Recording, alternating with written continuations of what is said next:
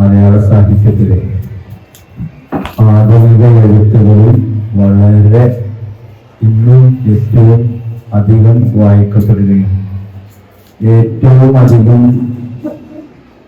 ജനങ്ങളെ അക്ഷരങ്ങളിലേക്ക് എത്തിപ്പിക്കുകയും നമ്മയൊക്കെ വായനക്ക് ഒട്ടനവധി പ്രചോദിപ്പിക്കുകയും എഴുതാന് വേണ്ട അസറ്റ് എന്താണ്, വായിക്കാൻ വേണ്ട അസറ്റ് എന്താണ് എന്നതൊക്കെ നമ്മെ ബോധ്യപ്പെടുത്തുന്ന തരത്തിൽ വളരെ സിമ്പിളായി ജീവിച്ച്, സിമ്പിളായി എഴുതി, സിമ്പിളായി അനുവാചകരുടെ മനസ്സുകളിൽ ഇന്നും ഇടം നേടുന്ന വളരെ ബൃഹത്തായ ഒരു ലോകത്തിന്റെ, ഒരു വിശാലമായ ഒരു അണ്ടകടാഹത്തിന്റെ സുൽത്താനായി മാറിയ ബേപ്പൂർ സുൽത്താൻ വൈക്കം മുഹമ്മദ് ബഷീറിനെ അനാവൃതമാകുന്ന, ചർച്ച ചെയ്യുന്ന അദ്ദേഹത്തിന്റെ രചനാവിസ്മയങ്ങളെ ആസ്വാദ്യകരമായി കൈകാര്യം ചെയ്യുന്ന ഒരു ചെറിയ വേദിയിലാണ് നമ്മൾ ഒരുമിച്ച് കൂടിയിരിക്കുന്നത്.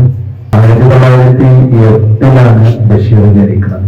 5ാം ക്ലാസ് പഠിക്കുമ്പോൾ കോഴിക്കോട് ഗാന്ധി വന്നിരിക്കണം എന്ന് പറഞ്ഞിട്ട് അദ്ദേഹം വീട്ടിൽ നിന്ന് എറണാകുളം വരെ നടന്നു. അവിടുന്ന് ട്രെയിനിൽ കയറി കോഴിക്കോട് എത്തുമ്പോ അതിന്റെ പേരിൽ സവർണനായ HM പിറ്റേന്ന് അദ്ദേഹത്തെ നന്നായി കുതിരെ തല്ലുന്നുണ്ട്. അപ്പോ ബഷീറിന്റെ അടുത്ത് പോയിട്ട്, ബഷീർ ഗാന്ധിയുടെ അടുത്ത് തിക്കി തിരക്കി ഇങ്ങനെ പോയിട്ട് ബഷീറിന്റെ ഗാന്ധിയെ പോയി തൊട്ട സമയത്ത് അദ്ദേഹം തടഞ്ഞു വീഴാനായപ്പോ ഗാന്ധിയുടെ മസിലിന് പിടിച്ചു. അതില് ഗാന്ധിയുടെ മസിലാകെ പളപളായാണ്. അതൊരു വലിയ മസിലൊന്നും ഇല്ലാത്ത മനുഷ്യനാണ്. എന്നിട്ട് പിറ്റേന്ന് ഉമ്മനോട് എന്നിട്ട് പറയണം, ഉമ്മ ഞാൻ ഗാന്ധിനെ തൊട്ടു. അപ്പൊ ഉമ്മാക്ക് ഗാന്ധിനെ അറിയില്ല. അപ്പൊ ഉമ്മ വിചാരിച്ചു വല്ല നായി തൊട്ടാന്ന് വിചാരിച്ചത്. അയ്യോ പഠിച്ചാൽ എന്റെ കുട്ടിനെ കാട്ടി എന്നുള്ള തരത്തിലാണ് ഉമ്മ എന്താണത് അതിനെ പ്രതികരിക്കുന്നത്. ആ ഒരു സാമൂഹിക അന്തരീക്ഷത്തിൽ നിന്നാണ് ബഷീർ.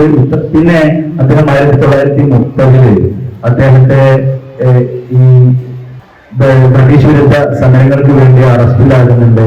1943 അറസ്റ്റിലാകുന്നുണ്ട്. പിന്നീട് അദ്ദേഹം 9 വർഷത്തോളം ലോകം മൊത്തം ചുറ്റിക്കറങ്ങാണ്.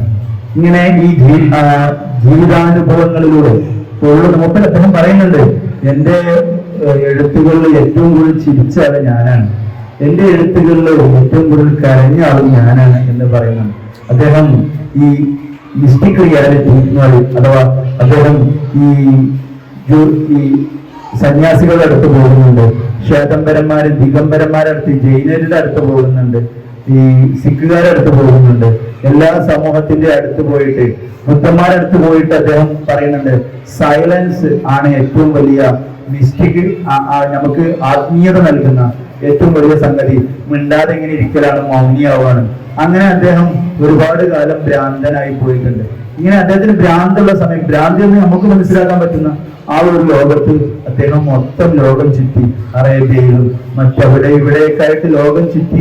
അവിടെ നിന്ന് ഇംഗ്ലീഷിലാണ് അദ്ദേഹം ബാല്യകാല സഖി എഴുതാൻ തുടങ്ങുന്നത്. അങ്ങനെ ഇംഗ്ലീഷിൽ എഴുതി ഏകദേശം 500 പുറങ്ങള് നേരത്തെ സാറ് സൂചിപ്പിച്ചു. മലയാള സാഹിത്യത്തിൽ ഏറ്റവും കുറച്ച് എഴുതിയ ആളാണ് ബഷീർ. എന്നാൽ ഏറ്റവും കൂടുതൽ വായിക്കപ്പെടുന്ന ആളാണ് ഈ ബഷീർ എന്ന് പറയുന്നത്. ടി പത്മനാഭൻ നായർ പറയുന്നത്, അഥവാ മലയാളത്തിലെ ഏറ്റവും നല്ല കഥാകൃത്ത്, ഇന്നും ജീവിച്ചിരിക്കുന്ന ആളാണ് ടി പത്മനാഭൻ സാറ് പറയണ്ടേ, ഈ ഒരു വലിയ കാടായി തീർന്ന ഒരു കൊച്ചു മരമാണ് ബഷീർ എന്ന് പറയുന്നത്. അങ്ങനെ ജനങ്ങളുടെ ഇടയിൽ എല്ലാ അർത്ഥത്തിലും ജീവിച്ചുപോയി. എന്നിട്ട് അദ്ദേഹത്തിനൊക്കെ കൊള്ളുന്ന അനുഭവം എന്ന് പറഞ്ഞാല് ഈ നേരത്തെ സാറ് സൂചിപ്പിച്ചു, ഈ ഉമ്മനെ വെച്ചുകൊണ്ടാണ് അദ്ദേഹം ഒരു വലിയ അനുഭവങ്ങൾ പറയുന്നത്. ഇപ്പോ ഈ ബഷീറിന്റെ ഏറ്റവും നന്നായി വായിക്കപ്പെട്ട ഒരു കൃതിയാണ് പാത്തുമ്മന്റെ ആട്. ഈ പാത്തുമ്മന്റെ ആടില് തന്റെ ഉമ്മാനെ കുറിച്ചാണ്, ഒരു ആടിനെ കേന്ദ്രമാക്കിയിട്ടാണ് അദ്ദേഹത്തിന്റെ ചർച്ച പോകുന്നത്.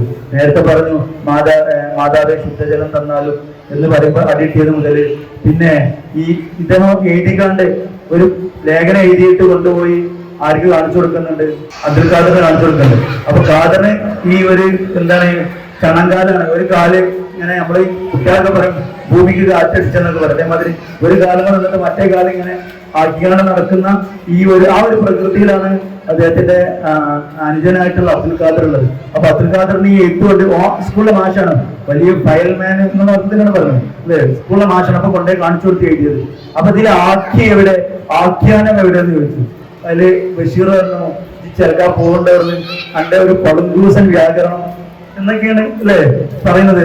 പിന്നെ ഈ ചോക്ക് നോക്കുമ്പോ അഥവാ ഒരു വലിയ പൊള്ളുന്ന അനുഭവങ്ങൾക്ക് ഭാഷ ഒരു ആവശ്യമില്ല എന്നാണ് അദ്ദേഹത്തിന്റെ പൊതുവെ. അങ്ങനെയാണ് നമ്മളിങ്ങനെ ഒരു ജീവിതത്തിന്റെ പൊള്ളുന്ന, ഞാൻ മുമ്പ് ക്ലാസ്സിൽ സൂചിപ്പിച്ചിട്ടുണ്ട്, കുണ്ടൂർ ഉസ്താദൊക്കെ അല്ലെങ്കിൽ കവികളൊക്കെ ആശിക്യങ്ങളൊക്കെ അങ്ങനെ ഭാഷകൾക്ക് മുന്നിൽ ആ ഒരു നിർവികാരരായി നിന്നുകൊണ്ട് അങ്ങോട്ട് എഴുതി പൊളിക്കണവരെന്നാണ് ഉണ്ടാവുക. നമുക്കറിയാം കുണ്ടൂർ ഉസ്താദിന്റെ ഒക്കെ വരിയുണ്ടല്ലോ, ചൊല്ലി പലപ്പോഴും നമ്മൾ പറയാറുണ്ട്, ചൊല്ലി യാ റബ്ബന ചൊല്ലി മന്ന അല തോഹ യാസീൻ. അത് അറബിയാണ്. എന്നിട്ട് അതിന്റെ മൊത്ത ഭാഷ അങ്ങനെ. ഇനി അടുത്ത വരി എങ്ങനെയാണ് വരിക എന്ന് വെച്ചാൽ അതിന്റെ തൊട്ടടുത്ത വരി മുത്ത് മാണിക്യമാണ് ഹാമീൻ എന്നാണ്. അഥവാ അതിനോടൊത്ത ഒരു അറബി ഭാഷ എന്താവുന്നില്ല, ആ ഒരു വികാരം ഇങ്ങനെ റിഫ്ലക്ട് ചെയ്യാൻ പറ്റുന്ന ഒരു അറബി ഭാഷയിൽ ഒരു പദം, അറബി ഭാഷയുടെ സമ്പന്നത ഇല്ലാത്തത് കൊണ്ടല്ല, പകരം തന്റെ ഉള്ളിലുള്ള വികാരം അക്ഷരാർത്ഥത്തിൽ ഇങ്ങോട്ട് റിഫ്ലക്ട് ചെയ്യാൻ പറ്റുന്ന ഒരു സാധനം ഇല്ലാത്തത് കൊണ്ട് എഴുതി അങ്ങ് പൊളിക്കുക. അതാണ് ഈ ബഷീറിന്റെ ഈ പൊളിക്കുക എന്നൊക്കെ പറഞ്ഞ ബഷീറിനോട് ചെയ്യുന്ന ഒരു വലിയ പൊളിക്കുക എന്ന് പറയുന്നത് ഒരിക്കലും ഒരു നിർമ്മാണാത്മകമായ ഭാഷയല്ല. അതിന് ഞാൻ അങ്ങോട്ട് പോകുന്നില്ല. അങ്ങനെ വരുമ്പോ ഏതായാലും ഇങ്ങനെ സ്വന്തം ബഷീർ കൂടുതൽ വായിച്ചിട്ടില്ല എന്നൊക്കെ മുകുന്ദൻ മാഷും അതേപോലെ തന്നെ സച്ചിദാനന്ദനും MT വാസുദേവൻ എല്ലാവരും പറയുന്നുണ്ട്. പക്ഷെ എല്ലാവരെക്കാളേറെ അനുഭവങ്ങളിൽ നിന്ന് എഴുതിയ ഒരു നല്ല എഴുത്തായിരുന്നു ബഷീറിൻ്റെത്. ഒരു മനുഷ്യൻ എന്ന് പറഞ്ഞ ഒരു കഥയാണ് അല്ലെ ബഷീറിന്റെ ഏറ്റവും വലിയൊരു തിയറിയായിട്ട്. എല്ലാ വ്യക്തികളുടെ ഉള്ളിലും ഉണ്ടാവും ഒരു മനുഷ്യൻ. ഏത് ഓന്റെ പോക്കറ്റ് അടിച്ച് പോയി ഡ്രസ്സ് വിരിഞ്ഞാണ്ട് ആ ഹോട്ടലിലെ പ്ലേറ്റ് തുറക്കാൻ വേണ്ടി, പ്ലേറ്റ് കഴുകാൻ വേണ്ടിയിട്ട് അവനെ വിടുകയാണ്. വിടുന്ന സമയത്ത് തന്റെ പോക്കറ്റ് അടിച്ച് പോയാൽ നമ്മളൊക്കെ മൂന്നവനാണ് കൊടുക്കും. അയാളാണ് ബഷീർ അയാളെ വിളിച്ച് അയാളുടെ ഉള്ളിൽ ഒരു മനുഷ്യനെ കണ്ടെത്താൻ. ഇങ്ങനെ എല്ലാവരെയും ഉൾക്കൊള്ളാനുള്ള ഒരു മനസ്സ്. പിന്നെ എല്ലായ്പ്പോഴും ഒരു തേന്മാവ് എന്ന് പറഞ്ഞിട്ടുള്ള ബഷീറിന്റെ ഒരു കഥയുണ്ട്. അതിൽ ആ ഒരു തേന്മാവിനെ ഒരു മനുഷ്യനായിട്ട്, അല്ലെങ്കിൽ അതിന് വീട്ടിലേക്ക് ആദ്യം വരും അതിന് വെള്ളം ഒഴിച്ചോ എന്ന് ചോദിക്കുക. മജീദ് സുഹറ, അതേപോലെ ഒറ്റക്കണ്ണം പോക്കറ്റ് അടിക്കാരൻ മണ്ടൻ മുത്താപ്പ, ആനവാരി രാമൻ നായര്, ഇങ്ങനെയൊക്കെ തുടങ്ങിയിട്ട് അല്ലെ. പിന്നെ ഈ വിശ്വവിഖ്യാതമായ മൂക്ക് പറഞ്ഞ വലിയൊരു മൂക്കുള്ള, ഇങ്ങനെ ഈ സമൂഹത്തിലെ അപരിഷ്കൃതര്, സമൂഹത്തിലെല്ലാവരും ഇങ്ങനെ ഒരു വിപ്രതിപത്തിയോട് കൂടി കാണുന്ന ആളുകൾ അല്ലെ.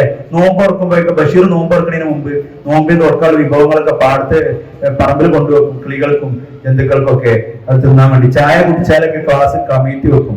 കാരണം ചായന്റെ വാക്കിയിൽ വീണ് ഉറുമ്പ് ചത്തുപോകുമോ എന്ന് കരുതിയിട്ട്. ബഷീറിന്റെ എടിയെ എന്നാണ് ഫാബി ബഷീർ, അത് ഫാത്തിമ ബീവ് എന്നാണ് അദ്ദേഹത്തിന്റെ അവളുടെ പേര്. അത് ഫാബി ബഷീർ പറഞ്ഞാൽ കാണാൻ പോണം തന്നെ.